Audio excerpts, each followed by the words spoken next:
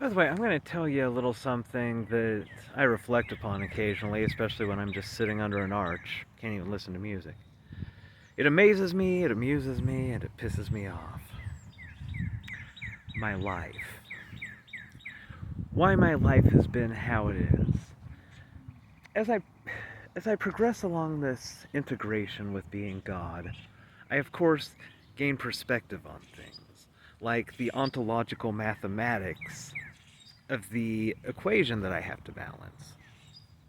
Now, when I say I have to perform this finite series of operations in reverse, that doesn't just include when I'm fucking around with the sticks and the mirrors and the other mirrors and the belt with the symbols, etc., and so forth. That also includes all of the parts of my so-called normal life.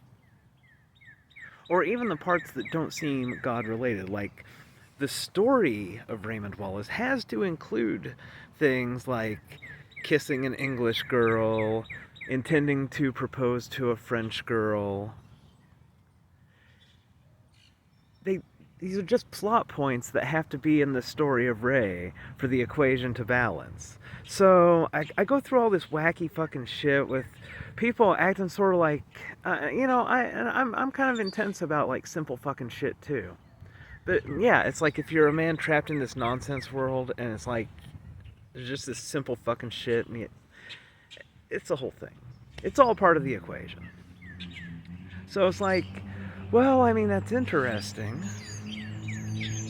I mean it really does make the whole thing really funny, like when I think about any part of my life and then I start thinking about the geometry of things.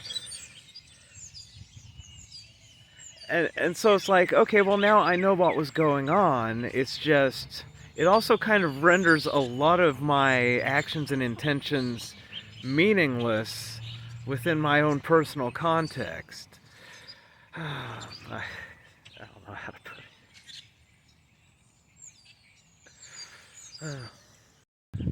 Because the way I think about time, not my whole life, but more and more as I get older, really is as just a solid block of things where all the motion is just an illusion to the three-dimensional people, but I view it as just like this frozen crystal, and like every particle is just a line, and like a human body would be like a rope with lines constantly entering and leaving. So it's never the same particles, but the thread continues forward in four-dimensional space-time, but nothing's actually moving.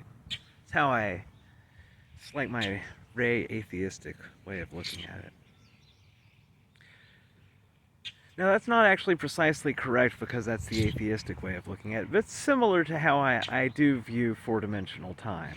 So I view the events of my life, and I view how it's the conceptual structure of the universe intersecting with what I perceive to be a three-dimensional reality moving forward through time.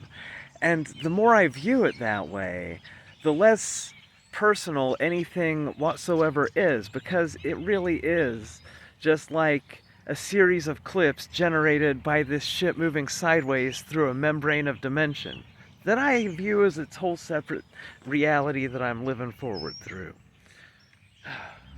That just sounded like rambling, probably. I guess what I'm saying is integrating a God perspective with the perspective of some sort of spatio-temporally finite meat sack being produces a lot of perspective jarring and humor and just general inability to express what the fuck is going on in your head.